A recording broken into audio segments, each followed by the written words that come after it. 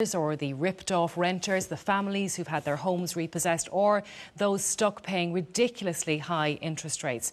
The housing crisis is not going away, and as of yet, nobody seems able to fix it. New figures today show a dramatic increase in the numbers of people living in emergency accommodation over the past year, and those figures have prompted calls from charities this evening for a moratorium on evictions as an emergency measure to cope with the crisis. Let's take a look now at some of the figures involved. The new national figures released today show that there are 6,189 people currently living in emergency accommodation. That's a year-on-year increase of 45%. This includes a total of 1,037 families, which is an increase of 105% since April of last year, and 2,121 children, which is an increase of 90% since last year. Well, Ross Maguire from New Beginning is here, along with David Hall from the Irish Mortgage Holders Association. You're both very welcome. Ross, I want to start with you.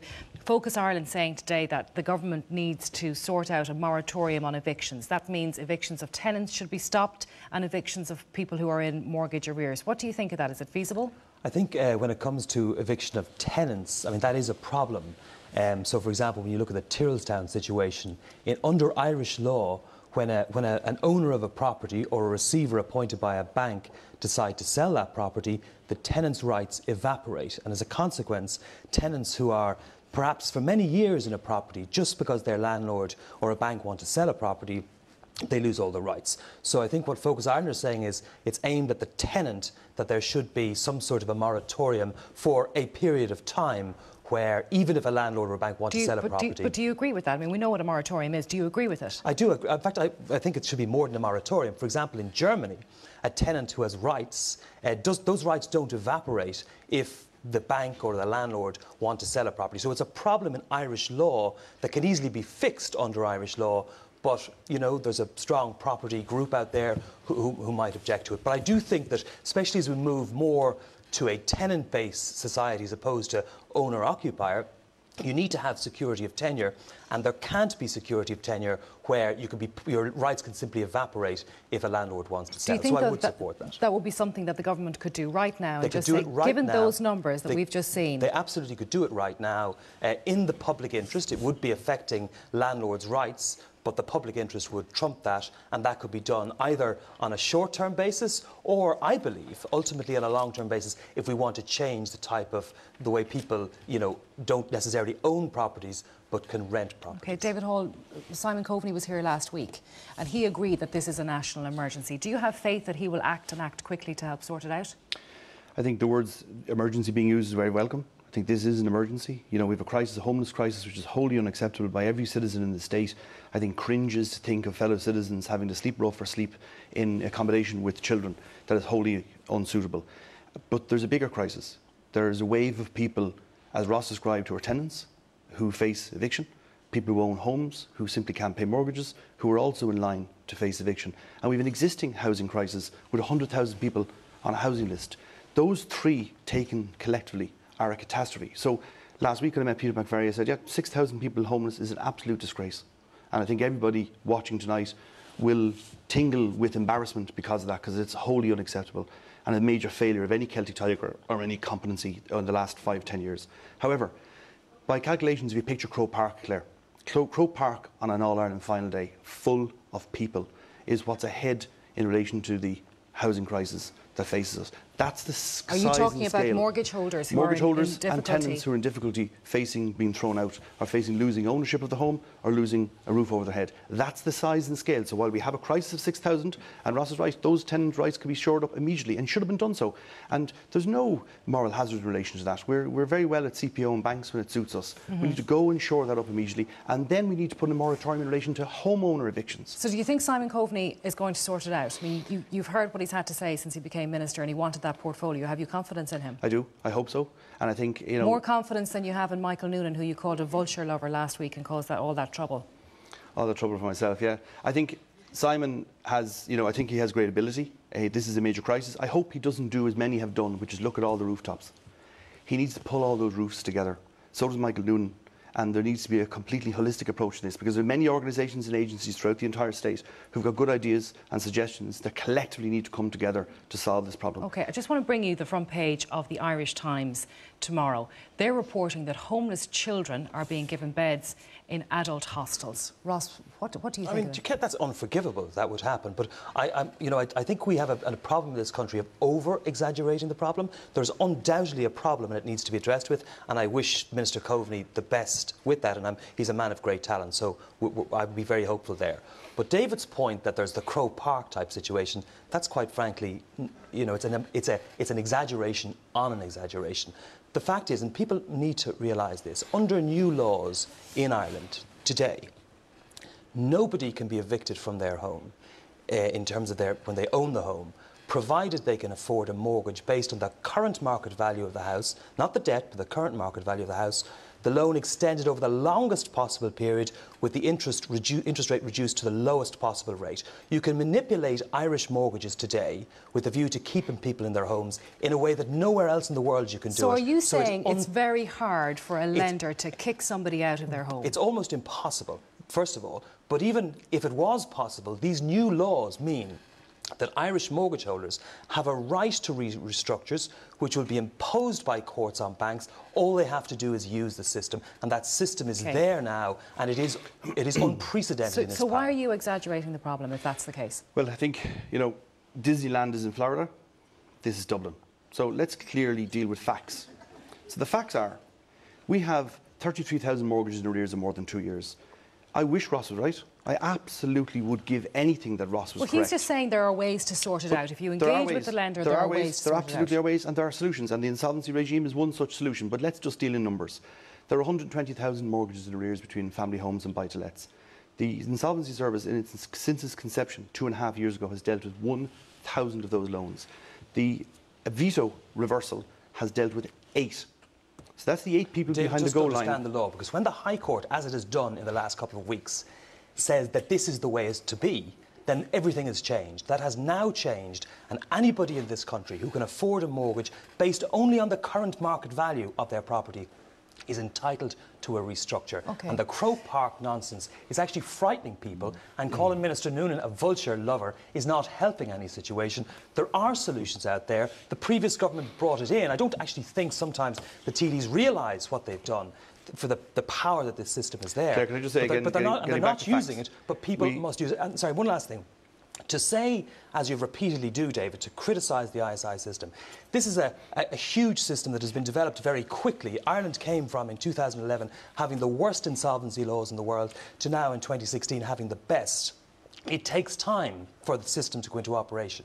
It takes time for the practitioners to learn their art, but it is happening and the speed of it is accelerating. Let's bring in some members of our audience here. We have lots of raised hands. We've a microphone over your head, Paul. Yeah, go ahead. Yeah, I mean, I think there's a recognition that it is an emergency now. It has gone way past the crisis.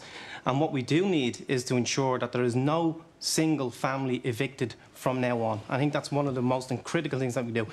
We also have to look at, I think there's 7,000 houses that are buy-to-lets. Every single one of those people are renting. And they're the ones who are at most risk. Yes, I agree. Because, when you talk about homeowners, it's a different kettle of fish when you talk about people who are in buy-to-lets. And we're talking about families every single day. As a councillor, we hear it every single day. And you're a Sinn Féin councillor, Paul, isn't that right? We should say, yeah. And we hear people every single day in absolute fear and trauma because of the fact they're going to be facing homelessness. Okay, and that's something that we need to do. But can I say, Claire, what we absolutely need to do is the government, and I unfortunately don't have very much confidence in Simon Coveney, because they are going to follow the same track, I believe, as they did before. We need a massive, massive build in social housing. That is one of the first things we do. And we need to encourage, and we need to make sure that people who are currently stuck in rented accommodation, that they can get access to affordable housing. And that's how we solve this problem. Can we talk about Tyrrellstown? Because I know that we have people here from Tyrrellstown, and people will know that Cruise Park in Tyrrellstown was bought, wasn't beside Paul there, by a vulture fund. And what's happening there? Tell us what's happening. Julie? Yeah. We have 40 families in Terrace Town in Cruz Park Drive, W15. Nothing has been done. We are not moving out. As we said, we have put in a lot of proposal. I have lived in that house for 8.5 years. I have paid over 100,000 living in that house. My house is 3-bedroom and I'm paying 1,500. I'm a mother of 3. What have they told you, Funke, about your future there? They have not told us anything. We are still begging. We have met with the former Minister of Environment. He told us that the council are still negotiating from the developer to buy the house. And we have gone to present our case last week to the housing committee that we appreciate the government have set up and told them that we want to buy the house. We are 40 families and we have all the 35 tenants are working. We only have a very low number of those on house rent payment. Okay, we want the government to make it an affordable scheme for we all can buy and stay in our community where we are comfortable to live. Okay, thank you, Funke. Denise, here as well. Tell us your story, Denise. Hi, Claire. I took out my mortgage with an Irish bank 10 years ago, and my mortgage, along with 13,500 other families, was thrown into a portfolio and sold by Minister Noonan to a vulture fund. And what material difference does that make to you? Well, all our protections were stripped. That's simply not true. It is true. You can say it, but it's just not true. It is true. Contractually, you have precisely the same rights as you had beforehand. And no, I do not. And if you fall into arrears, the funds are required to apply the MARC process. Excuse me, Ross. And beyond that, they're required to apply the personal insolvency legislation. So we can make these assertions, no, it's but not an assertion, doesn't it's make a fact. them true. My mortgage was sold to a vulture fund 2 years ago. Yes, but all your my protections, rights are... I have never missed a repayment on my mortgage. Okay, and I have no protection. You have Minister Noonan brought complete in protection. legislation. No, I do not. He brought in legislation last year and he regulated the servicer of my loan, not the vulture fund. as long as you pay your loan, there is nothing anybody could do. You're completely protected. Pay my loan? Under I was 2 weeks law. when the transfer went from the Irish bank to the vulture fund. I was 2 weeks behind on my mortgage, 2 weeks late making the repayment. I made the repayment, plus I made the same month's repayment, and 5 days before Christmas I received a repossession letter telling me that it would cost me 20,000 in legal fees. So you tell me that a family, now I'm a performer mortgage, but what about the families out there that can pay? They're not able to pay. What are they? What kind of treatment are they receiving from the vulture fund? They don't want to do deals, Ross. They don't want. They just want the asset. That's all they want. That is simply not true. It is true. It is true, Ross. It would be so uncommercial to try and do that. To pursue somebody through the courts in Ireland to get a house off somebody is almost impossible. How many? And nobody wants to do that. And it really is. It's unfortunate when people talk about vulture funds trying to throw people out in the street. It is not. It is true, Ross. It is not true. I have run a campaign. I'll give you an example. I have run a campaign since 2013. I am dealing with hundreds of these mortgage holders, and I have to send so many people at 5 or 6 o'clock in the morning, writing emails, trying to keep people's head above water and send them to David Hall for help. OK, David Hall, what do you say to that? That just because a vulture fund buys your mortgage, Ross says that doesn't change your terms and conditions, doesn't change how you're dealt with? A vulture fund traditionally buys commercial loans and disposes of assets. It's here for a short time, not for a long time. That's its motive. It'll tell you, it's self-confessed. It'll tell you that itself. The banks will have some solutions that the vulture funds will not provide, and that gives you some better protection. The numbers but do the laws change? No, depending on who owns your loan? The point is, the behaviour of the bank. So the Code of Conduct, as Ross well knows, has been tried and tested as being not legally binding. It has one component of it, which Ross will explain, in relation to a moratorium of time given before someone can be evicted. The Supreme Court has ruled the Code of Conduct of mortgage arrears is non-binding. One of the things in the programme for government is to make it binding, which will help. But just back to the insolvency things, just to clear this up. We have 1,000 arrangements done out of 120,000 properties, 1%. Paul mentioned there, this is an emergency. So in emergency circumstances, when there are many people in danger, those people with insolvency arrangements who can make payments, pay the PIP, pay their lawyers, pay their accountants, fine, good luck to them all. For those people whom the banks and the vulture funds know have no money to pay anybody, who will be facing rent allowance and social housing, those people, and Ross shares his view because I know we've made this proposal in the past, those people's homes need to be taken and purchased, and those people need to stay in them. So that's number one category of people, which is very, very important. The next category of people are people who can part pay, Claire, and this is a very big component because this is where myself and Ross will disagree. Those cohort of people can pay something, but not enough to deem the mortgage sustainable. They need a top-up of sorts. And you're saying they're at risk of being kicked out too? They're at risk, and they need a top-up of sorts from the state where the bank and the central bank have told them that's a bailout bailout of the banks, because you're now getting the taxpayer to pay the banks again, David. I mean, you know, think it through. Much better off to get restructured loans and get debt write-downs. Terrified. And as many people and they're terrified because of the kind of language that you're using about vulture funds and all that stuff. All vulture lovers and supporters of same gave the same line. The same people. These are people who are vulnerable. These are people who are in trouble. There are solutions. I fully accept there are solutions. Can we get some more of our audience involved here? Because we have lots of people who have plenty to say. Count Smallin, you've been here before. I know you've had your own problems, but you also help people who are in difficulties too. What have you got to say about what you're hearing here tonight? You see, Claire, what politicians don't understand is that this is actually a humanitarian crisis. It's a serious, so serious. People do not understand how hidden this crisis is. And the only way that people can actually see this for themselves, and I'm talking about politicians, I invite politicians to go to the eviction courts, as I call them, because that's what they are. Repossession is a sanitised word for eviction. I go to these courts to support families every single week, at least once every single week. And I see desperate things in those courts. For instance, last week, one woman threatened to set herself on fire in her own house. I met another gentleman who was there on his own. Like, you'll see many people there on their own. His wife doesn't know that they're in this problem.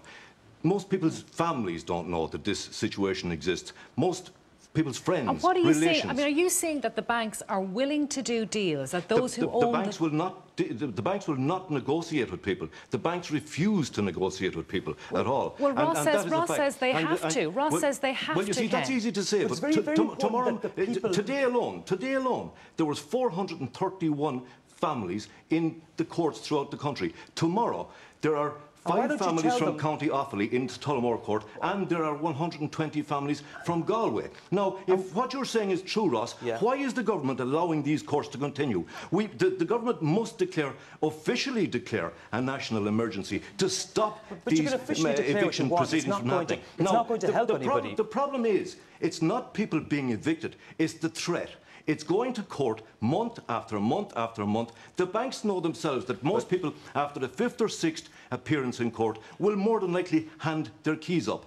That happened to one family I was talking to a few months ago, where they handed the keys up, and they are now living in a car with their 14-year-old daughter. Now, we had a meeting in Portlaoise a few weeks ago, and it was our second meeting. We have another national meeting where we will invite all 158 TDs and the 60 senators again, and it's open to everybody, not just people in mortgage distress, but everyone that's concerned about this. It is a humanitarian crisis, and it's the worst crisis that's in the country right now, possibly affecting approximately 1 million people. Ken, thank you very much. Fiona O'Loughlin, Fianna Fáil TD, is here as well. Politicians don't get it and don't understand and don't see what he sees. That's what Ken would say. I have huge sympathy with all of the people that Ken is talking about, and it is a humanitarian crisis. I do believe that. Certainly, I do not buy what Ken is saying and saying that politicians don't understand. Every single day I deal with people who are in crisis situations, either in relation to looking for a house, looking for social housing, in a situation where they can't pay their mortgage, or indeed where they're about to become homelessness. John Curran is presently chairing a very effective all-party committee in relation to housing, and looking at all the different stakeholders that could and should be involved in this.